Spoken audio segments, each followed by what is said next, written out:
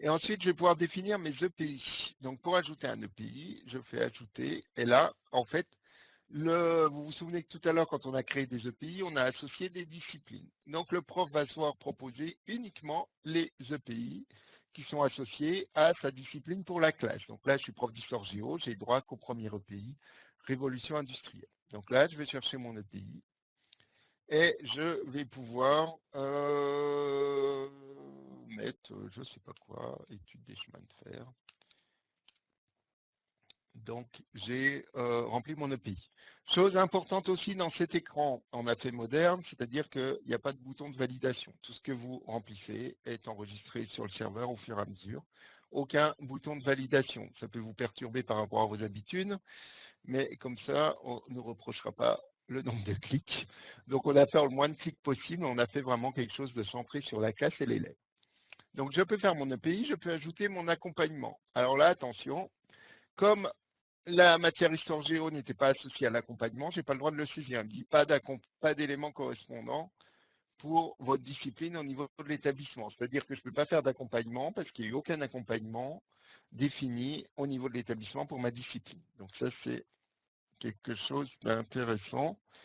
Comme je vous le disais, il faut que les choses soient définies d'abord au niveau de l'établissement. Ensuite, les parcours éducatifs. Alors là, parcours éducatif, c'était compliqué de savoir dans quel sens le prendre, enfin tout, mais particulièrement les parcours éducatifs, parce qu'en fait, au niveau bulletin officiel, etc., inspecteur, on n'a pas de règles sur qui a le droit et légitime à remplir un parcours éducatif. Est-ce que c'est la direction? Est-ce que c'est le prof principal? Est-ce que éducation artistique, c'est plus le prof de musique ou d'art plastique?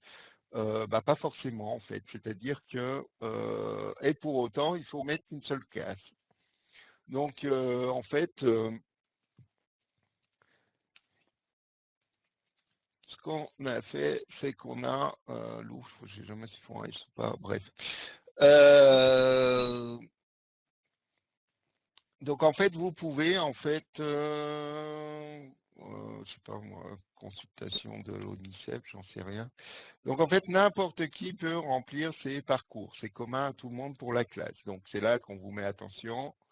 Concertez-vous, c'est-à-dire qu'on a fait le choix pour le moment, on verra ce que ça donne, de laisser tout le monde remplir. C'est-à-dire que vous pouvez très bien, si vous êtes un peu vicieux, arriver sur la classe et effacer ce qu'a mis votre collègue de maths, si ça vous amuse. Ouais, ça ne l'amusera pas forcément. Mais voilà, on a laissé le champ libre, donc vous pouvez compléter, etc., les saisies.